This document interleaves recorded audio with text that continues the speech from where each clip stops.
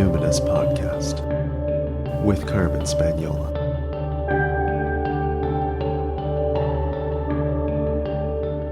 Hi there, and welcome to the Numinous Podcast, where we have interesting conversations with everyday folks about the mystery of life. I'm your host, Carmen Spaniola, joining you from the lands of the Lekwungen-speaking peoples, the Songhees and the Esquimalt First Nations, recently known as Victoria, BC, Canada. Something a little bit different today, my friends. This is a clip featuring myself and my husband, Ruben Anderson. We're teaching a course right now, well, this whole year actually, called Collapse 101, and it's hosted in the Numinous Network. And so each month there's a 1-hour live session where we teach a bunch of theory, let's call it, followed a week or two later by an Ask Me Anything session. So some of you are new to my work. Maybe you found me through my book, The Spirited Kitchen, or maybe through my witch talk videos. I hope that's the case. I hope you found me on TikTok because I think TikTok's very cool. Anyway, you might have also heard me in an interview on regular radio, so regular media like CBC or whatever. So you know me from work that's more palatable, let's say, or accessible than this topic of collapse. Or maybe you're someone who's in a different stream. You've been following my work that weaves together attachment theory and polyvagal theory and somatics, or maybe trauma or attachment parenting. For a long time, I taught attachment for parents of teens. So this might feel like a bit of a departure to you, that I sometimes venture into talking about things like peak oil or deindustrialization or the rise of fascism. I also, though, know that there are some people who thought that they were following a woman who was just really into growing giant pumpkins and English roses. And that was literally somebody in the network was letting me know, I thought I was following this really enthusiastic pumpkin grower, and now you're doing this awesome collapse stuff. And my husband's always been into that. This I can understand better. Anyway, super great conversation. But yeah, you might be one of those people who's I just like the small and delicious life stuff. Why is she talking about socialism? So it's very common that a lot of people don't see the through line in my work, in me, from attachment to somatics to trauma healing and co-regulation to witchcraft to folk magic to ritual to animism to socialism to collapse resilience. But I do. I see that, and I bet you do too, at least partially, when I lay it out in that sequence. And if you don't see the through line, but you want to, then stick around, because everything I teach about, all the topics I like to speak on, I would consider collapse skills. From recipes and rituals for the wheel of the year, to dowsing with the pendulum, to attachment parenting, contact nutrition, polyvagal, all that stuff. These are all collapse skills. Of course, at the root of everything I do is I'm trying to help people live what my husband and I call the small and delicious life. In other words, I want to help people live richly connected and meaningful lives. But even more fundamental to that, think of that as the topsoil, but right underneath that, I'm trying to help shape the social discourse and collective thinking around collapse. And I'm trying to do that through compassionate and holistic and accessible adult education. I'm trying to help shape social thought around how then we will live in these times. So this episode might feel just a little bit more kind of pragmatic, because I'm just giving you this one little clip. It's a brief response to a Numinous Network's member at the AMA about how much is enough when we're prepping material or financial resources as a safety net or as a lifeboat for collapse. So very brass tacks question, and Ruben and I offer our very pragmatic answers, along with a little bit of that shaping of thought. We offer some scaffolding for how you might approach this challenge in your own life, how you might shape your thinking so you can come up with what feels like enough for you and your situation. Now, I will just say, if this is a totally new topic for you, at some point, go back and have a listen to my previous episode. I can't remember how many back it is. I think it's episode 160 of this podcast, the Numinous podcast. It's called Collapse in a Nutshell. If you actually look at my body of work just in the podcast since it started in 2014, I would count about 30 of the episodes as being collapse oriented, where it comes up as a topic really explicitly. But that one, just scroll back, episode 160, Collapse in a Nutshell, like that, this episode will make a lot more sense if we're just on the same page. But anyway, for now, here's a clip from the first Ask Me Anything in our course, Collapse 101. I'm wondering if you can talk about your thought process in considering how much is enough when doing material and monetary collapse prep. I saw in the article you linked, Ruben was panicky that your stash of canned foods was down to 100 jars, whereas it had previously been at a comfortable 700. Smile emoji. While I know the actual number will be different for everyone, how do I determine what my version of 700 jars is? Whether it comes to food, cash on hand, or anything else. Do you have a standard suggestion, like have enough for a week, month, year, decade? Or if not, what is your decision-making framework, or what types of questions do you ask yourself? So the first thing I want to say is we're going to say some stuff now that might stress you out. I want you to know that in 2009, I was undergoing bankruptcy and mostly living off potatoes and kale and picnics I was taking with Ruben while we were dating, and not telling him that I was was just entering a bankruptcy. It has taken a really long time in the moment to get to a place where now, today, I'm like, yes, I've accomplished these tasks. And I believe that, everybody can do something that's a little better than yesterday. You just start with the thing you're at. In the grand scheme of time, that doesn't feel very long to me. 2009 is so visceral in my body that it feels like I cannot believe how quickly I have a perfect credit score again. Not that I believe in credit, but that's like a metric they want you to have if you want to like rent a house or whatever. So, I just want everyone to feel their seat, feel their feet, like locate something that feels solid and stable. And maybe that's just faces of people kind of telling you how it is and how we think about things that nobody else wants to talk about with you. Okay, so there's that. So all the emergency preparedness stuff will say, make sure you can support yourself for 3 days. If there's like an earthquake or you get evacuated, you want 3 days. That is an absurdly small amount of preparation. That will be nice to have, necessary, totally insufficient. We know it's going to be insufficient, but 3 days is not enough. So that is the bare minimum. If you don't have some kind of emergency supply or a little bit of extra, or you could do 3 days of complete meals out of just cans that you can't heat up.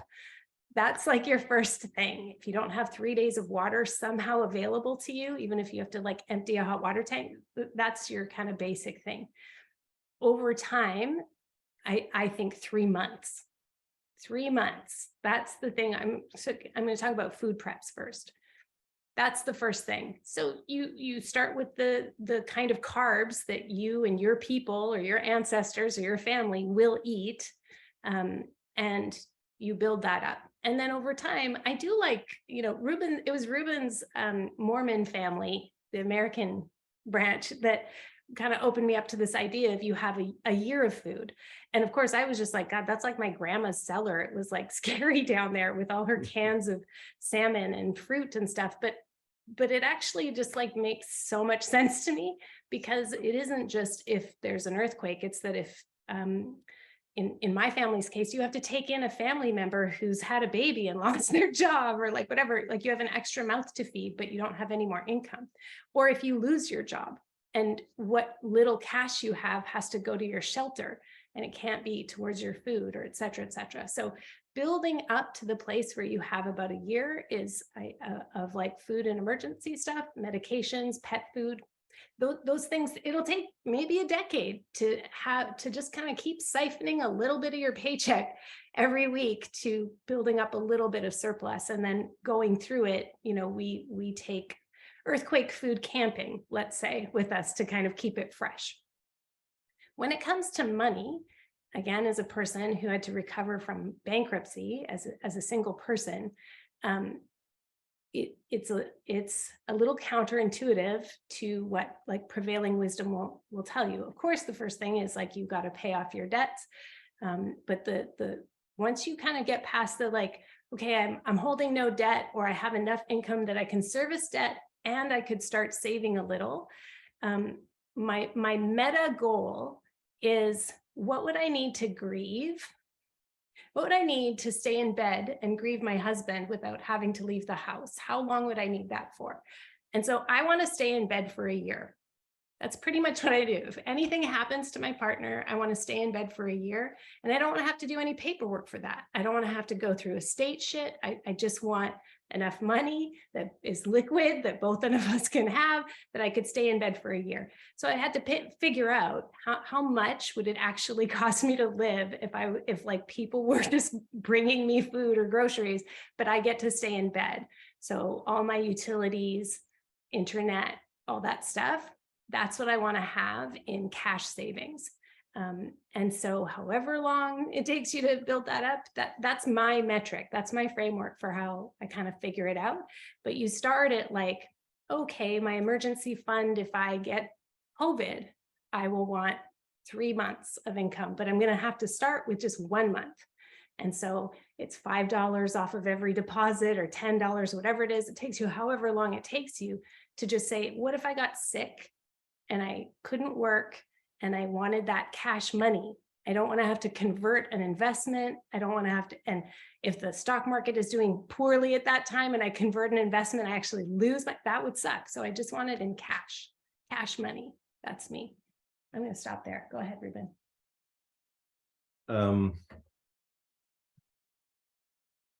Yeah, it's a really hard question. And I kind of want to talk about how I started. So yeah, I grew up, my parents were back to the landers, which is a little bit older than hippies. So I grew up in the bush in a cold house that was heated by wood on goat's milk and chicken eggs kind of thing. And my parents fled the United States and the Mormon church, basically. So the Mormons have been religiously persecuted for a couple hundred years, and they have just kind of a natural prepper mentality. So I inherited that well, and I spent tons of time when I was a kid, like helping my mom can fruit and vegetables and stuff like that. And yeah, there's a lot, I don't know, we could go on about hippie childhood. But as I started getting into, I got a degree in industrial design and studied sustainability through that. And was kind of like, wow, this doesn't seem like this is going to work out very well. And so I kind of kept going deeper and deeper and deeper, and kept getting more and more dysregulated, all the time. And finally, I was just like, I have to do something to like soothe myself. And none of the things make any sense. Like there's nothing that is going to fix it, right? There's nothing that's going to stop collapse. There's nothing that's going to make you safe. There's just nothing that is like a logical thing to do. And so I was just like, I just have to do something. So I pickled beans, which is one of my favorite things to eat. And I bought a very small amount of old silver coins, and I got my firearms license. And so I'm like living in Vancouver, right? Which is like a area of 2.5 or 3 million people, like absolute useless stuff. But it was just like, that feels a little bit better, And so then it was just like a little further step, as I had capacity. So yeah, I think the thing of just, next time you're at the grocery store, you buy an extra kilo of rice and put it in an ice cream bucket under your bed. And that's a step. Do you, like Carmen said, get water out of your hot water tank? Do you know how to do that? Do you know where your hot water tank is? Did you know you can drink the water out of the toilet tank? Like, what's your like things like that are free, that you can begin kind of orienting towards how am I going to act? Yes, Carmen? There are going to be things that are working towards your larger framework of I want to be self-sufficient for a bit. And like Ruben said, some of them will just actually make you feel good, even though they're not likely. Can you tell the story of why you carry so much money? Yeah, sure. I worked for this guy in Vancouver named Dan, who was I have to always think about this. He was a Serb from Croatia. His family had lived in Croatia for 400 years, and yet they were still Serbs. So I was like, oh, that's an interesting thing I don't normally run into in Canada. And he had been, he was an engineer, and he had been walking down the street on his way to be a professor at university. In Sarajevo. I don't remember the city. It wasn't Sarajevo. I think it might have been Belgrade. He was walking down the street to go to university to teach his classes, and they blocked both ends of the street and just rounded everyone up in the middle and sent them off to the front lines to fight in that was probably the first Yugoslav war. So he survived 2 wars in the Balkans. And he showed me, he pulled out his wallet, and inside his wallet, he had these like being pressed from him sitting on them so much, but he had euros, American dollars, and Canadian dollars folded in his wallet that he carries on his person at all times. And I was just like, in Vancouver, it's like American dollars I can understand, but euros, it's like, wow, you have a bug out plan that has, option A and B and C. Transcontinental options. Yeah. So that was memorable. The other thing I want to mention is that Swedish booklet. If crisis or war comes, the Swedish booklet, everyone, it's linked, and it's linked in the course, Collapse 101, the Swedish booklet. You might have to read the page and go down. You'll see there's you might have to translate Swedish, but you'll get it. It's right there. Go ahead. So the Swedes had this booklet in the 50s or something. It's like a Cold War sort of handbook, what to do in case of crisis or war. And they'd let it lapse for several decades, but they just reissued it. And I think they sent it to every Swede kind of thing. So I think it was probably when Russia invaded Crimea or something. So, a decade ago, they put this out again. And it's kind of remarkable because it basically says the government is we will triage, and the government is responsible for taking care of people who can't take care of themselves, which means the rest of you need to take care of yourselves for some amount of time. They don't say 36 or 72 hours, right? It's if it's war, it's going to be, you're going to be taking care of yourself a long time, and that is your responsibility, and you also have to be taking care of anyone else that you can. So it was such a wow, we live on top of one of the most dangerous earthquake faults on the planet, and everyone tells us that we need 36 hours worth of food and water. It's just bananas. Yeah, and barely tells you good ways how to make sure they stay safe if you're under the rubble. Anyway. Yeah. So that's how I started. Build slowly as you have capacity, and everything you can do is a little bit of help, that you can give to someone else. It's a little bit of care that you can take care of yourself and not need from people that may have much greater needs of care. Carmen talked about grieving for a year as being kind of a metric. Another thing for me that I think really influences how I live is that my vision is not you dying, but is I basically want to be a peasant. I'm thinking of a subsistence peasant is my goal of success. Here we live in a house with gas heating and all that, but it's trying to figure out how to live locally and sustainably is my overarching framework. And that really influences that I choose to do a lot of preps in the garden, But not everyone wants to do that, has that opportunity right now, though you may shape it to have that opportunity more in the future. But that really influences how I go at things. Yeah, I think the running scenarios, which anybody who did attachment for parents with me recognizes, that running scenarios of what's the likely scenario that you could face. And so, part of that might be like looking at family medical history and being like, oh, a lot of people in my family get cancer or get dementia, or I have a lot of the signs that I may have an autoimmune disorder developing. And so your particular kind of like, what will enough or a good life, or what will that look like for me if I can't keep functioning as I am now, is going to be different for everyone. But I think having a vision or a goal that has many, many steps to get there. So if the first one is just like, I want a communication plan, I'm diabetic, I need to make sure I can keep my medications cold for as long as possible. So you might be like, so I'm going to make sure that not only do I have freezer packs or something always in my freezer, but also my neighbor and my closest friend. And will you, so you might distribute, what's that saying? Like, my next meal is in the belly of my excess food. I store my surplus food in the belly of my neighbor. The belly of my neighbor, right? It's like you might create relationships that will then take care of you later, hopefully, if they can.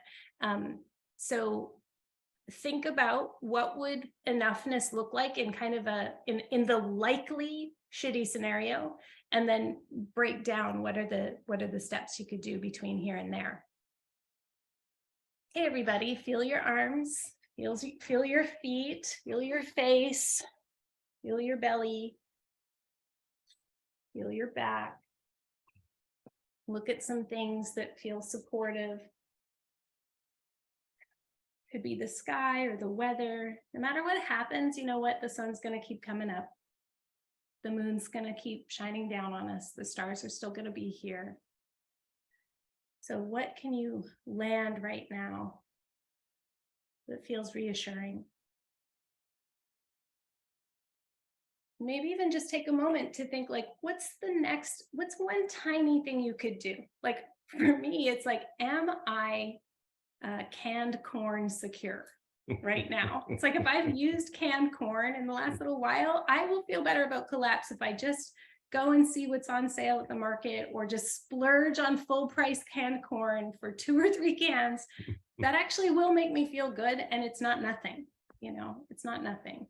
If you don't have, also, I just want to say, if you don't have your 3 days of earthquake stuff and we're like mocking, that's not it. Sorry, not to freak you out. Definitely start with 3 days. That's the first step. This is the first step. You just do like whatever you can do. And like, there's no harm, no foul if you've been busy surviving pandemic and haven't been all over your collapse preps, okay?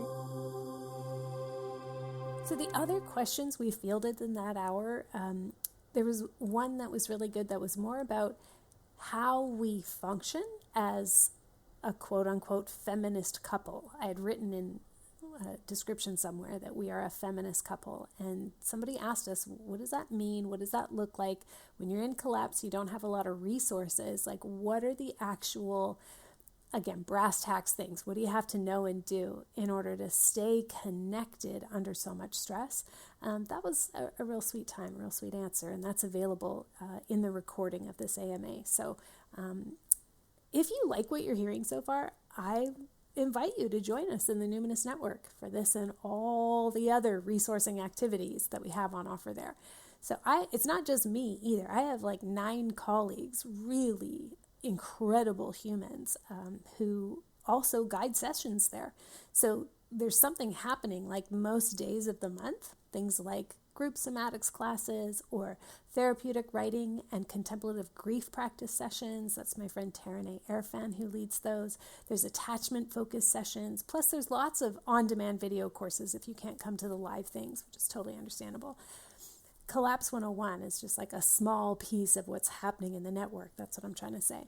But it's an important piece for those of us who've been tracking collapse for a long time and who find it settling and soothing to identify and name this phenomenon. so that we can adapt and manage our response to it. And that course, Collapse 101, continues throughout 2023. And you're welcome to join us anytime. All the sessions are recorded. The listener shout out today, first of all, let me say, if you bought my book, The Spirited Kitchen, will you add a review on Goodreads or Amazon? I got to get the number of reviews up. That's a goal for me that I don't really know how to push the needle on. But my goal is like 100 reviews on these different outlets, and I'm only like a third of the way there. So if you've got a minute, it would mean a ton to me because I read them like over and over. Okay? It'll take you a couple of minutes. It'll last me a lifetime. So today's listener shout out, I really want to thank Megan, who left a review on Amazon that said the title of it is The Book I've Always Wanted! ! Megan writes, from the first whiff that this book was coming, I knew I wanted it. A combination of ancestral animist recipes and rituals? Yes, please. I've been absolutely delighted with the essays, the recipes, the stories, and the pictures. That's like everything. I love it. Anyway, Megan says, I'm so excited to make the Yuletime recipes for this upcoming season, and I love that it creates relationship between the seasons, what we eat and how we relate with our earth. An absolute stunner of a book. Loved it so much, I bought 3 because I knew I'd want to give them away. Thanks, Megan. I love that.